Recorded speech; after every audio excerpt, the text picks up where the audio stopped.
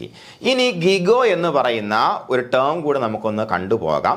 കാര്യം ഇതിനെക്കുറിച്ച് ബേസിക്കലി നമ്മൾ അറിഞ്ഞിരിക്കും. പ്രീവിയസ് ക്വസ്റ്റ്യൻ ആട്ടോ, ബേസിക്കലി നമ്മൾ അറിഞ്ഞിരിക്കേണ്ട ഒരു കാര്യമാണ്. ദ ടേം ഗിഗോ, GIGO എന്താ അതിൻ്റെ അർത്ഥം? GIGO means garbage in garbage out. Garbage in garbage out. ഇൻപുട്ടായിട്ട് കൊടുക്കുന്നതും വേസ്റ്റ് ആണെങ്കിൽ പുറത്തേട്ട് കിട്ടുന്നതും വേസ്റ്റ് ആയിരിക്കും. നമ്മളെ കൊച്ചുങ്ങളടുത്ത് നമ്മൾ നല്ലത് പറഞ്ഞു കൊടുത്താൽ അവർ നല്ലത് ചെയ്യുമെന്ന് പറയുന്നത് പോലെ ആണ് കമ്പ്യൂട്ടറും. അല്ലാതെ കമ്പ്യൂട്ടർ തരുന്ന മോശം റിസൾട്ടിന് കമ്പ്യൂട്ടറിന് ഉത്തരവാദിത്വം ഇല്ല എന്ന് പറയുന്ന സ്റ്റേറ്റ്മെന്റ് ആണ് എന്ത്? ഗീഗോ. അപ്പൊ കമ്പ്യൂട്ടർ പോലുള്ള കുട്ടികളാണെങ്കിൽ എന്താ സംഭവിക്കുക? എന്ത് സംഭവിക്കും? നീ അവനെ പോയി തല്ലടാന്ന് പറഞ്ഞാൽ അവൻ തല്ലുകാരനായി മാറാൻ സാധ്യതയുണ്ട് അല്ലേ? നീ ആൾക്കാരെ തല്ലി ഒതുക്കുന്നതാണ് നല്ല ശീലം എന്ന് അവനെ പറഞ്ഞ് പഠിപ്പിച്ചാൽ ഒരു പക്ഷെ അവൻ അങ്ങനെ ആയി മാറാൻ സാധ്യതയുണ്ട് അല്ലേ? അതുപോലെയാണോ ഇവിടെ? എന്താണ്? ഗാർബേജ് കൊടുത്താൽ ഗാർബേജ് തിരിച്ചു കിട്ടും. ഇതാണ് ഗിഗോ. ഇത് പഠിച്ചു വയ്ക്കുക. Garbage in garbage out. ഈ ഒരു പടം നിങ്ങൾ കണ്ടുവച്ചാൽ അത് ഇൻപുട്ടായിട്ട് നമ്മൾ ഗാർബേജ് കയറ്റി വിട്ടാൽ പുറത്തേട്ട് വരുന്നത് വേസ്റ്റ് ആയിട്ടുള്ള ഗാർബേജ് തന്നെ ആയിരിക്കും അല്ലേ? Okay, that means if we give wrong instructions to the computer will give wrong output and vice versa അല്ലേ? ഇത്രയേ ഉള്ളൂ കാര്യം അല്ലേ? അതായത് ഉദാഹരണത്തിന് നമ്മളിപ്പോൾ എക്സൽ ഷീറ്റ് എടുത്തു. എക്സൽ ഷീറ്റ് എന്താണെന്ന് നിങ്ങൾക്ക് അറിയാമായിരിക്കും, കുറേ പേർക്ക്. അറിയാത്തവർക്ക് പറഞ്ഞുതരാം. അതായത് നമ്മുടെ മൈക്രോസോഫ്റ്റിൻ്റെ തന്നെ സ്യൂട്ടിനകത്തുള്ള മറ്റൊരു സാധനമാണ് എക്സൽ ഷീറ്റ്. ഈ എക്സൽ ഷീറ്റ് എന്ന് പറയുമ്പോഴത്തേക്കും കോളങ്ങളായിട്ട് തിരിച്ചിട്ടുള്ള ഒരു സോഫ്റ്റ്വെയർ ആണ്. കണക്ക് കൂട്ടാനും അതുപോലെ ഡാറ്റ നമുക്ക് അടുക്കാനും ABCD എന്നുള്ള രീതി അടുക്കാനും. ഉദാഹരണത്തിന് നമ്മുടെ ഒരു 100 കുട്ടികളുടെ, നമ്മുടെ ക്ലാസ്സിൽ 100 കുട്ടികളുണ്ട്. ആ 100 കുട്ടികളുടെ മാർക്ക് നമ്മുടെ കയ്യിലുണ്ട്. അപ്പോൾ അതിനനുസരിച്ച് റാങ്ക് ലിസ്റ്റ് ഉണ്ടാക്കണമെന്നുണ്ടെങ്കിൽ 100 കുട്ടികളെ അവരുടെ മാർക്ക് നമ്മൾ എൻ്റർ ചെയ്തതിനു ശേഷം ഒന്ന് ഡാറ്റ നമ്മളൊന്ന് സോർട്ട് ചെയ്തെടുത്ത് കഴിഞ്ഞാൽ ഈസി ആയിട്ട് നമുക്ക് ആ നമ്പർ വെച്ചിട്ട് ഇൻക്രീസിങ് അല്ലെങ്കിൽ ഡിക്രീസിങ് ഓർഡറിൽ സോർട്ട് ചെയ്യാൻ പറ്റും. അതിന് മാത്രം കോളങ്ങളൊക്കെ ഉള്ള ഒരു സോഫ്റ്റ്വെയർ ആണ് എന്ത്? Excel sheet. അപ്പോൾ ഞാൻ പറഞ്ഞു തന്നത് അതിനകത്ത് നമുക്ക് ഇഷ്ടംപോലെ കണക്കുകൾ ചെയ്യാൻ പറ്റും. അതായത് നമുക്കിപ്പോൾ എന്താണ്, ഏതെങ്കിലും 2 വാല്യൂ എടുത്തതിൻ്റെ മീൻ എടുക്കണം. അപ്പോൾ X എന്ന് പറഞ്ഞ വാല്യൂ Y എന്ന് പറഞ്ഞ വാല്യൂ കൊടുത്തിട്ട് അതിൻ്റെ മീൻ കിട്ടണം. അപ്പോൾ അതിനകത്ത് നമ്മൾ അതിൻ്റെ ഫോർമുല അടിച്ചു കൊടുത്താൽ മാത്രം മതി. അപ്പോൾ ഫോർമുല ഒരു സെല്ലിൽ നമുക്കത് എക്സലിനെ കുറിച്ച് വളരെ ഡീറ്റെയിൽ പഠിക്കാനില്ല, അവിടെ പറയാത്തത്, കാണിച്ചു തരാത്തത്. ഏതെങ്കിലും ഒരു സെല്ലിൽ നമ്മൾ അതിൻ്റെ കാൽക്കുലേഷൻ കൊടുക്കും, എന്നിട്ട് 2 സെല്ല് ഇൻപുട്ട് കൊടുക്കും. അപ്പോൾ ഞാൻ പറഞ്ഞു വന്നത്, ഈ കൊടുക്കുന്ന കാൽക്കുലേഷനിൽ നമ്മൾ കൊടുക്കുന്ന ഒരു ഇൻറ്റു കറക്റ്റ് ആയില്ല, നമ്മൾ കൊടുത്തത് എന്താ? ഗാർബേജാ. അപ്പോൾ നമുക്ക് കറക്റ്റായിട്ട് ഔട്ട്പുട്ട് കിട്ടില്ല. അപ്പോൾ തിരിച്ച് കിട്ടുന്ന ഔട്ട്പുട്ടും ഉദ്ദേശിക്കുന്ന സാധനമാക്കില്ല. അതിൻ്റെ അർത്ഥം അതിന് കമ്പ്യൂട്ടറിനല്ല തെറ്റ്, അത് മര്യാദയ്ക്ക് ഉപയോഗിക്കാൻ അറിയാത്ത നിൻ്റെ കയ്യിലാണ് ആ തെറ്റ്. That's it. ഓക്കെ ആണോ പറഞ്ഞത്? അതാണ് ഗാർബേജ് ഇൻ ഗാർബേജ് ഔട്ട് എന്ന് പറഞ്ഞു കഴിഞ്ഞാൽ. ഓക്കെ, അപ്പോൾ നമ്മൾ എന്തൊക്കെ നോക്കി? കമ്പ്യൂട്ടർ എന്താണെന്ന് മനസ്സിലാക്കി, അതുപോലെ ഡാറ്റ എന്താണെന്ന് മനസ്സിലാക്കി, ഇൻഫോർമേഷൻ എന്താണെന്ന് മനസ്സിലാക്കി, ഗിഗോ എന്ന് പറയുന്ന ടേം മനസ്സിലാക്കി. ഇനി ക്യാരക്ടറിസ്റ്റിക്സ് ഓഫ് കമ്പ്യൂട്ടർ നമ്മുടെ NCERT ബുക്കിലും SCERT ബുക്കിലൊക്കെ ഇടയ്ക്കിടയ്ക്ക് പല ഭാഗങ്ങളിൽ റിപ്പീറ്റ് ചെയ്ത് പറഞ്ഞിട്ടുള്ള ഭാഗമാണ്. മാത്രമല്ല ഇതിന് ചോദിച്ചിട്ടുണ്ട്. കേരള PSC താഴെ തന്നിരിക്കുന്നത് കമ്പ്യൂട്ടറിൻ്റെ ക്യാരക്ടറിസ്റ്റിക്സ് അല്ലാത്തത് ഏതെന്ന് ചോദിച്ചിട്ടുണ്ടോ? അപ്പോൾ വളരെ സിമ്പിളായിട്ടുള്ള കാര്യമൊന്ന് കേൾക്കുമ്പോൾ തോന്നും, പക്ഷേ ഇതിൻ്റെ ഓപ്ഷൻ വരുമ്പോൾ ചിലപ്പോൾ നമുക്ക് സംശയമുണ്ടാകാൻ സാധ്യതയുണ്ട്. കമ്പ്യൂട്ടറിൻ്റെ സ്വഭാവ ഗുണങ്ങൾ എന്തൊക്കെയാണ്? ഒന്ന്, ആക്യുറസി. കമ്പ്യൂട്ടർ ആക്യുറേറ്റ് ആണ്. കമ്പ്യൂട്ടർ എങ്ങനെയാണ്? ആക്യുറേറ്റ് ആണ്. ആക്യുറേറ്റ് ആണോടാ കമ്പ്യൂട്ടർ? ആക്യുറേറ്റ് ആണോ? അതായത് ഒറ്റ കാര്യമേ ഉള്ളൂ, നമ്മൾ 4 കൂട്ടാനുള്ള ഒരു ഇൻപുട്ട് നമ്മൾ കൊടുത്തു എന്ന് വെച്ചോളൂ. 4 കൂട്ടാനുള്ള സോഫ്റ്റ്വെയർ നമ്മൾ കമ്പ്യൂട്ടറിന് അല്ലെങ്കിൽ ഉണ്ടാക്കി വെച്ചു. അതേ സമയത്ത് കൂട്ടാനുള്ള കാര്യമാണ് ആ സോഫ്റ്റ്വെയർ നമ്മൾ പഠിപ്പിച്ചത്. 1,36,438 486 കൊണ്ട് നമ്മൾ കൂട്ടാൻ പറഞ്ഞാലും സെയിം ആക്യുറേറ്റ് റിസൾട്ട് ആയിരിക്കും. So computer will be accurate. പക്ഷേ ഒരു മനുഷ്യൻ്റെ കാര്യം എടുത്താൽ ഒരു പക്ഷേ ആ കണക്ക് വരുമ്പോൾ അവൻ തെറ്റിപ്പോകാൻ സാധ്യത ഉണ്ട്. ഇവിടെ പ്രോഗ്രാം ആയതുകൊണ്ട് തെറ്റില്ല. So computer will be always accurate. അവിടെ അമ്പെയ്ത് കൊള്ളിക്കാനുള്ള സോഫ്റ്റ്വെയർ ഉണ്ടാക്കിയാൽ അവിടെ അമ്പെയ്ത് കൊള്ളിക്കും കമ്പ്യൂട്ടർ. അതാണ് കമ്പ്യൂട്ടർ.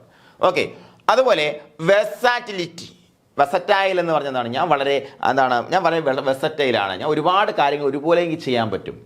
മനസ്സിലായോ? ഒരുപാട് കാര്യങ്ങൾ ഒരുപോലെ ഒരേ ക്വാളിറ്റിയിൽ ചെയ്യാൻ പറ്റുന്ന ആൾക്കാരെ വെസറ്റൈലുള്ള ആൾക്കാരെന്ന് പറയും. ഉദാഹരണത്തിന് ഒരു കൈ കൊണ്ട് എഴുതാനും ഒരു കൈ കൊണ്ട് പടം വരയ്ക്കാനും പറ്റുന്ന ആൾക്കാരുണ്ട്. വെസറ്റൈലാണ് അവർ.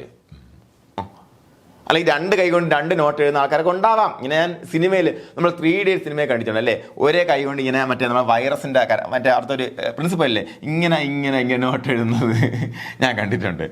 അദ്ദേഹം വളരെ വെർസറ്റൈലാണ്. നമ്മളാണോ, നമുക്ക് പാട്ട് പാടുന്നതിൻ്റെ കൂടെ കഥ പറയാൻ പറ്റും, കഥ പറയാൻ പാട്ട് പാടി ചിത്രം അങ്ങനെ ചെയ്യുന്ന ആൾക്കാരുണ്ട് അല്ലേ.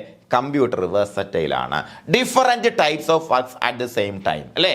നമ്മൾ ഒരേ സമയത്ത് കമ്പ്യൂട്ടറിൽ യൂട്യൂബിൽ പാട്ടും കേട്ടുകൊണ്ട് നമ്മൾ എന്ത് ചെയ്യാം, നമുക്കൊരു വേർഡ് ഫയൽ പ്രിപ്പയർ ചെയ്യാം, അല്ലെങ്കിൽ എക്സൽ ഷീറ്റിൽ വർക്ക് ചെയ്യാം അല്ലേ. അങ്ങനെ ഒരുപാട് കാര്യങ്ങൾ, 1 2 അല്ല, ഒരുപാട് കാര്യങ്ങൾ ഒരുമിച്ച് നമുക്ക് ചെയ്യാൻ പറ്റും. ഒരേ സമയം നമ്മൾ വീഡിയോ എഡിറ്റ് ചെയ്തിട്ട് അതിനെ റെൻഡർ ചെയ്യാൻ വേണ്ടിയാണ്. റെൻഡർ ചെയ്യുമ്പോഴത്തേക്കും അത് സോഫ്റ്റ്വെയർ മാത്രം ചെയ്യുന്ന വർക്കാണ്, നമുക്കവിടെ ഒന്നും ചെയ്യില്ല. ഏകദേശം 1/2 മണിക്കൂറൊക്കെ എടുക്കും ഒരു വീഡിയോ എഡിറ്റ് ചെയ്ത് റെൻഡർ ചെയ്തെടുക്കാനായിട്ട്. അപ്പോൾ ആ സമയത്ത് നമുക്ക് വേറെ പല വർക്കും ചെയ്യാം. സോ കമ്പ്യൂട്ടർ ഈസ് ആൾവേസ് എന്ത് വെർസറ്റൈൽ, വെർസാറ്റിലിറ്റി ഉണ്ട്. അതുപോലെ റിലയബിലിറ്റി ഉണ്ട്. റിലയബിലിറ്റി ഞാൻ നേരത്തെ പറഞ്ഞ ആക്യുറസി, ഓക്കെ, ആക്യുറസി റിലയബിലിറ്റി മാറിപ്പോരുതേ. ആക്യുറസി എന്ന് പറയുമ്പോഴത്തേക്ക് ഇൻപുട്ടും ഔട്ട്പുട്ടും കറക്റ്റ് ആണ്.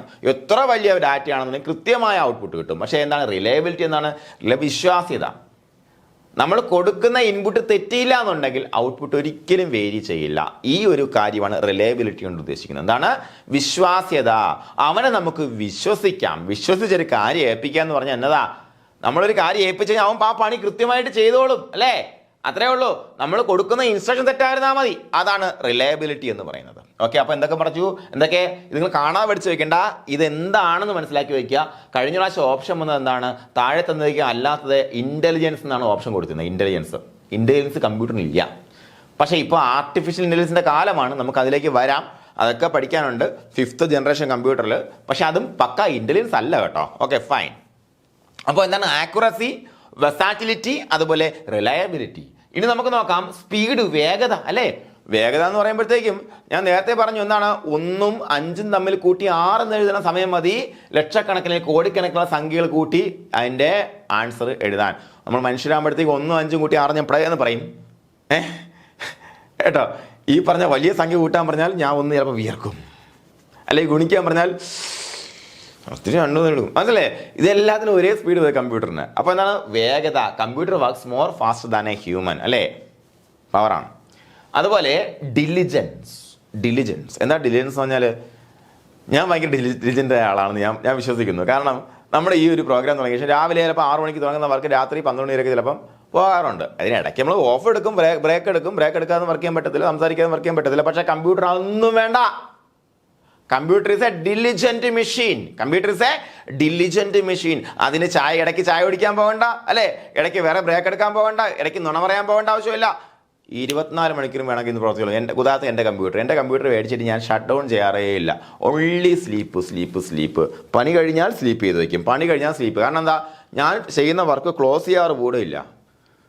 അപ്പോഴത്തേക്ക് എൻ്റെ കൈക്കും കമ്പ്യൂട്ടർ 16 GB റാം എനിക്ക് തികയാതെ വന്നേക്കാണ്. ഇങ്ങനെ ഓപ്പൺ ചെയ്യുന്ന സാധനങ്ങളെല്ലാം അവിടെ കിടക്കും, അവിടെ താഴത്തെ ടാസ്ക് പാനലിൽ ഇങ്ങനെ കിടക്കും. ആവശ്യമുള്ള സാധനം ഓപ്പൺ ചെയ്യും, വർക്ക് കഴിയുമ്പോഴത്തേക്ക് സ്ലീപ്പ് ചെയ്ത് വയ്ക്കും. മനസ്സിലായി? ഡിലിജൻ്റ് ആണ്. It can work for hours without any break. ഒരു ബ്രേക്ക് എടുക്കാതെ മണിക്കൂറുകളോളം വർക്ക് ചെയ്യാൻ പറ്റും അല്ലേ. നമ്മൾ വീഡിയോ എഡിറ്ററാണ്, വീഡിയോ എഡിറ്റ് ചെയ്തുകൊണ്ടിരിക്കുന്നു. നമ്മൾ വീഡിയോ എഡിറ്റ് ചെയ്തിട്ട് അവസാനം റെൻഡർ ഇടുമ്പോഴത്തേക്കും ആ കോപ്പി ഇടുമ്പോഴത്തേക്കും അപ്പോഴും കമ്പ്യൂട്ടർ വർക്ക് ചെയ്തുകൊണ്ടിരിക്കും. നമുക്ക് വേണമെങ്കിൽ ചായ കുടിച്ചിട്ട് വരാം. കമ്പ്യൂട്ടർ ഇസ് ഡിലിജന്റ് അല്ലേ, ഡിലിജൻസ്. ഓക്കെ, അതുപോലെ ആട്ടോമേഷൻ, കോംപ്ലക്സിറ്റി, ഓട്ടോമാറ്റിക് പ്രോസസ്സിങ് അല്ലേ. ഓട്ടോമാറ്റിക് പ്രോസസ്സിങ് അതായത് കോംപ്ലക്സ് ആയിട്ടുള്ള വർക്കുകളെല്ലാം നമുക്ക് ഓട്ടോമേറ്റ് ചെയ്ത് വെക്കാൻ പറ്റും. ഉദാഹരണത്തിന് നമുക്ക് എക്സൽ ഷീറ്റ് എടുത്തു എന്ന് വെച്ചോ. എക്സൽ ഷീറ്റിൻ്റെ കാര്യം ഇഷ്ടംപോലെ പറയുന്നത്, അതിന് ഒരുപാട് ഓട്ടോമാറ്റിക്കായിട്ട് കാര്യങ്ങളൊക്കെ ചെയ്യാൻ പറ്റുന്ന ഒരു സംഭവമാണ്. അത് പറഞ്ഞപ്പോൾ മനസ്സിലാവോ? ഇല്ല, അതെല്ലാം പോട്ടെ. ഞാൻ അത് കാണിച്ചു തരാതെ പറഞ്ഞാൽ നിങ്ങൾക്ക് ചിലപ്പോൾ പിടി കിട്ടത്തില്ല. ഓട്ടോമേഷൻ വേറെ ഒന്നും വേണ്ട. നമ്മുടെ ആൻഡ്രോയിഡ് കുഞ്ഞപ്പനിലെ ആൻഡ്രോയിഡ് കമ്പ്യൂട്ടറിന് ഓർത്താൽ മതി. ആൻഡ്രോയിഡ് കുഞ്ഞപ്പൻ ഓട്ടോമാറ്റിക്കായിട്ടില്ലേ കാര്യങ്ങൾ ചെയ്യുന്നത്. അതിന് രാവിലെ ചായ ഇടാനുള്ള പ്രോഗ്രാം കൊടുത്താൽ അത് പോയി ചായ ഇട്ടുകൊണ്ട് വന്ന് നമ്മുടെ അപ്പൂപ്പന് കൊടുക്കും അല്ലേ, സുരാജിൻ്റെ കഥാപാത്രത്തിന് കൊടുക്കും, ചായ ഇട്ടുകൊണ്ട് കൊടുക്കും. അതുപോലെ ഇതെല്ലാം ഓട്ടോമാറ്റിക്കായിട്ട് ചെയ്തു കൊടുക്കും. അങ്ങനെ ഓട്ടോമേറ്റ് ചെയ്യാൻ നമ്മൾ റിപ്പീറ്റ് ചെയ്യുന്ന പ്രാക്ടീസുകളെ ആ ഒരു കമാൻഡ് എല്ലാം കൊടുത്ത് ഓട്ടോമേറ്റ് ചെയ്യാൻ നമുക്ക് പറ്റും. പക്ഷേ റിപ്പീറ്റ് ചെയ്യാത്ത പുതിയൊരു പ്രാക്ടീസ് ആണെന്നുണ്ടെങ്കിൽ അതിന് ഇൻ്റലിജൻസ് ആവശ്യമായിട്ട് വരും അല്ലേ. നമ്മളിപ്പോൾ ആൻഡ്രോയിഡ് കുഞ്ഞപ്പനെ ഏൽപ്പിച്ചു, നമ്മൾ ചായ ഇടാൻ ഏൽപ്പിച്ചു, പക്ഷേ അതിൽ കോഫി എന്ന് പറയുന്ന പ്രോഗ്രാം ഇല്ല. അപ്പോഴത്തേക്കും അല്ലെങ്കിൽ ചായ ചെന്നപ്പോൾ ആണ്ടോട് കുഞ്ഞപ്പം പോയി ചായപ്പൊടി എടുത്തു അല്ലേ, ചായപ്പൊടി എടുത്തിട്ട് ഇട്ടു, ചായ ഇട്ടു കൊണ്ടുവരും. ചെന്നപ്പോൾ ചായപ്പൊടി പാത്രത്തിലൊന്നുമില്ല, പകരം കോഫി ഇടണം ചിന്തിക്കാനുള്ള ശേഷി ആർക്കില്ല? ആൻഡ്രോയിഡ് കുഞ്ഞപ്പനില്ല. ഇനി വരുന്ന കുഞ്ഞപ്പന്മാർക്ക് ചിലപ്പോൾ ഉണ്ടാവും. കാര്യം എന്താ? ആർട്ടിഫിഷ്യൽ ഇൻ്റലിജൻസിൻ്റെ പോക്ക അമ്മാതിരി പോക്ക കേട്ടോ. ചിന്തിച്ചിട്ട് ഇതില്ല, പകരം ഇതിട്ടിട്ട് നോക്കിയിട്ട് ടെസ്റ്റ് ചെയ്ത് കുഴപ്പമൊന്നുമില്ലെങ്കിൽ മോലേക്ക് കൊടുത്താലോ എന്നൊക്കെ ചിലപ്പോൾ ചിന്തിക്കുന്ന കമ്പ്യൂട്ടറിൽ വരും. ഇപ്പൊ എയുടെ കാലമാന്നേ. ഓക്കെ, അപ്പൊ അങ്ങനെ ഓട്ടോമേഷൻ. ഇനി എല്ലാവരും ഒന്നുകൂടെ നോക്കാം. ആക്യുറസി അല്ലേ, കൃത്യത, വെർസാറ്റിലിറ്റി അല്ലേ, ഒരുപാട് കാര്യങ്ങൾ ഒരുപോലെ ചെയ്യാം, ഒരു സമയത്ത് ചെയ്യാൻ പറ്റും. റിലയബിലിറ്റി, നമുക്ക് വിശ്വസിക്കാവനെ നമ്പാവനെ. അതുപോലെ സ്പീഡ്, വേഗതയുണ്ട്. ഡിലിജൻസ്, ഇവന് ക്ഷീണമില്ല. അതുപോലെ ഓട്ടോമേഷൻ, റിപ്പീറ്റഡായിട്ട് ചെയ്യുന്ന കാര്യങ്ങൾ നമുക്ക് പിന്നെയും ഓട്ടോമേറ്റ് ചെയ്ത് വെക്കാൻ കഴിയുന്നു. ഇതൊക്കെയാണ് കമ്പ്യൂട്ടറിന്റെ ക്യാരക്ടറിസ്റ്റിക്സ്. ഓക്കെ, ഇതിൽ പെടാത്ത പല കാര്യങ്ങളും വരും. അത് ചിലപ്പോൾ നിങ്ങളൊന്നുകൂടെ ആലോചിച്ചിട്ടായിരിക്കും അതിൻ്റെ ഉത്തരം എഴുതേണ്ടത് കേട്ടോ. കഴിഞ്ഞ പ്രാവശ്യം പരീക്ഷയ്ക്ക് വന്ന എന്തായിരുന്നു? ഇന്റലിജൻസ് എന്നായിരുന്നു. താഴെ പറയുന്നവയിൽ കമ്പ്യൂട്ടറിന്റെ ക്യാരക്ടറിസ്റ്റിക്സ് അല്ലാത്തത് ഏത് എന്ന് ചോദിച്ചിട്ടുണ്ട്. അത് ഇന്റലിജൻസ് ആയിരുന്നു ഉത്തരം. ഓക്കെ, ബാക്കി ഇതിനകത്തുള്ള സാധനങ്ങൾ കൊടുത്തിരുന്നത്. ഇനി നമ്മൾ വ്യത്യസ്തമായിട്ടുള്ള കമ്പ്യൂട്ടിംഗ് ഡിവൈസുകളെ കുറിച്ച്, കമ്പ്യൂട്ടറിന്റെ ആവിർഭാവത്തെക്കുറിച്ച് നമ്മൾ പഠിക്കണം. അപ്പോൾ പഠിക്കുമ്പോഴത്തേക്കും ബേസിക്കലി ഇൻഫോർമേഷൻ ടെക്നോളജി എന്ന് പറയുമ്പോൾ എന്താ? വിവര സാങ്കേതിക വിദ്യ. നമുക്ക് കണക്ക് കൂട്ടലാണ് നമുക്ക് ആദ്യമായിട്ട് പ്രോസസ്സ് ചെയ്യേണ്ടി വരുന്ന ഒരു വിവരം എന്ന് പറയുന്നത്, കണക്ക് കൂട്ടൽ. അപ്പോൾ കണക്ക് കൂട്ടുക എന്ന് പറയുമ്പോഴത്തേക്കും നമ്മുടെ മനസ്സുകൊണ്ട് ചെയ്യുന്ന ഒരു പ്രക്രിയയാണല്ലേ, നമ്മുടെ മൈൻഡ് കൊണ്ട് ചെയ്യുന്ന പ്രക്രിയയാണ്. അപ്പോൾ 4 3 7 ഇതൊരു എന്താണ് ലോജിക്കാണ്. 4 3 4 നമ്മുടെ വെല്ലെടുത്തു, 3 നമ്മളെ വെല്ലെടുത്തു, 7. അപ്പോൾ അത് ലോജിക്കാണ്.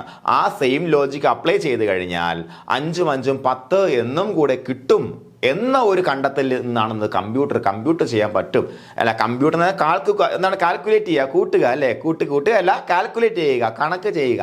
ആ ഒരു വാക്കിൽ നിന്നാണ് വന്നിരിക്കുന്നത്. അപ്പോൾ ഇതിന്റെ ഉത്ഭവത്തിലേക്ക് നയിച്ച കാൽക്കുലേറ്റിംഗ് ഡിവൈസുകളെ കുറിച്ച് പഠിച്ചുകൊണ്ട് നമുക്ക് തുടങ്ങണം.